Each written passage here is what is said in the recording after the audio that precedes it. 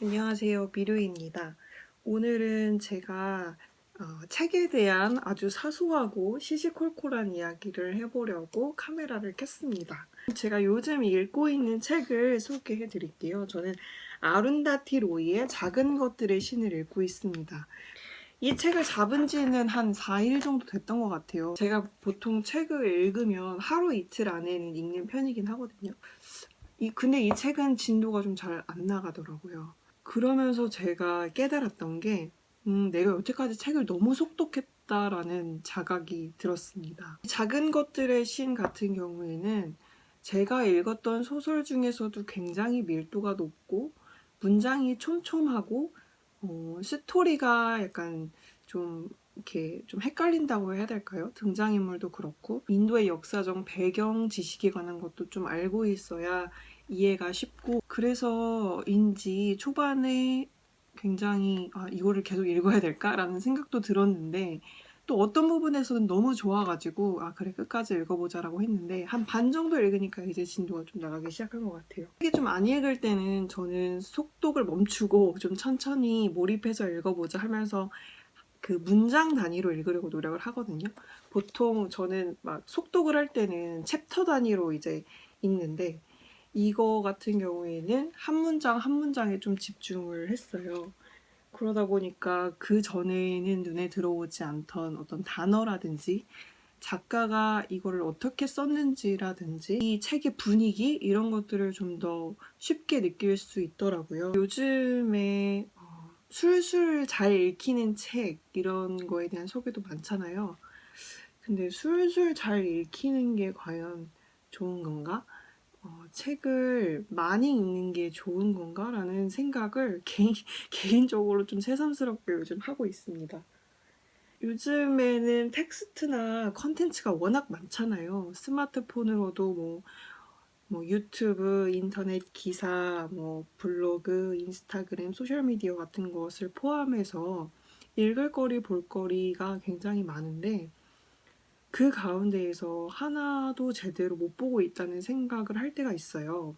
요즘에 월 정기 구독을 해서 책을 읽는 그런 온라인 서점들이 보편화되고 있잖아요. 그중에서 리디북스 셀렉트를 이용하고 있는데 6,900원을 내면 리디북스 셀렉트에서 가지고 있는 몇만 권의 책을 무제한으로 한 달에 이용할 수 있는 그런 시스템입니다. 책을 한 권만 읽어도 본전이니까 좋겠다라는 생각으로 이용을 했고 실제로도 좀 저렴한 가격에 책을 여러 권 읽을 수 있었어요. 근데 제가 앞서 말씀드렸던 것처럼 많이 읽는 게 좋은 건가? 라는 생각을 했을 때 저의 독서의 양적인 면으로 봤을 때는 굉장히 많이 늘어났는데 질적인 면에서는 그렇게 늘어난 것 같지 않다? 그러니까 쉽게 말해서 제가 뭐 어떤 뮤지션을 좋아해서 그 사람의 어떤 앨범을 CD로 구입했을 때 그것을 이제 앨범 단위로 듣고 가사도 보고 반복해서 들으면서 그 가사를 외우고 그 앨범 트랙 1부터 10까지 있는 어떤 그 서사 어떤 그 뮤지션의 가치관 이런 거를 느낄 수 있는 충분한 시간이 있었는데 요즘 같은 경우에는 스트리밍으로 좀 랜덤으로 막 듣다 보니까 내가 뭘 들었는지도 약간 까먹고 아티스트에 대한 애정도 떨어지는 것 같고 원래도 취향이 좀 잡식주의였지만 점점 더 내가 뭘 좋아하는지 모르겠는 음악 면에서 그랬었는데 요즘에는 독서에 있어서 좀 그렇게 변하는 것 같다는 생각이 들더라고요. 전자책으로 책을 구매하는 게 굉장히 쉬워요. 그냥 카드만 등록해, 그 신용카드만 등록해 놓고 구매 버튼만 클릭을 하면 바로 책을 다운로드 받아서 읽을 수 있으니까 오히려 책에 대한 접근성이나 지출은 늘었는데 여러 가지 책을 읽다가 보면 오히려 한 권의 책을 딱 읽느니만 못한? 그러니까 그 셀렉트 서재도 보면 굉장히 많은 책이 지금 다운로드 받아져 있어요.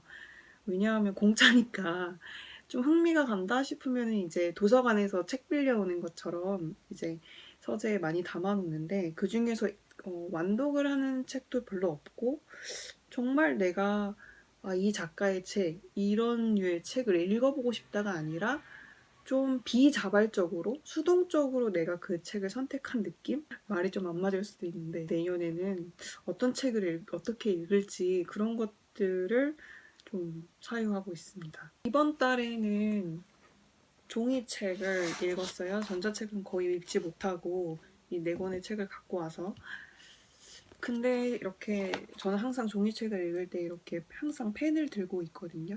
밑줄도 치고 뭐 생각나는 거를 그냥 메모도 하고 책을 조금 지저분하게 보는 편이에요.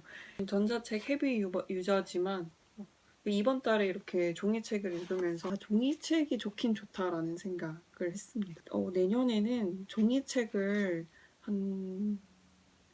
한두 권? 두세 권 정도 해외 배송을 다시 시작해서 볼까도 생각 중이에요. 많은 책을 보려고 하기보다 한 달에 두세 권을 읽더라도 제 자신에게 뭔가 양질의 그런 연료를 줄 수 있는 그런 책을 좀 엄밀하게 골라서 봐야겠다 이런 생각도 하고 있는데 모르겠습니다.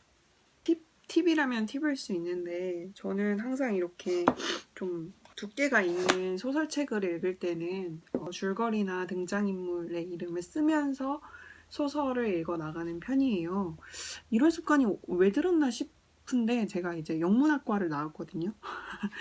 영문학과 다닐 때 이제 그 발표를 할 때 돌아가면서 이제 조 발표를 할 때 내용을 요약하고 등장인물 요약하고 뭐 어떤 느낀 점이나 특이할 만한 점을 이제 요약해서 발표하는 수업이 많았는데 그때 들은 어떤 습관인지 항상 좀 사람들이 많이 나오는 소설책은 좀 메모를 하면서 읽습니다. 그러면 훨씬 몰입을 쉽게 하실 수 있어요. 그리고 저의 독서 노트는 저번에 올린 영상에서 제자리 걸음입니다. 제가 한국도 다녀오고 호주에서 엄마랑 아빠랑 여행도 하고 그리고 요즘에 이사 준비해야 되게 한창이거든요.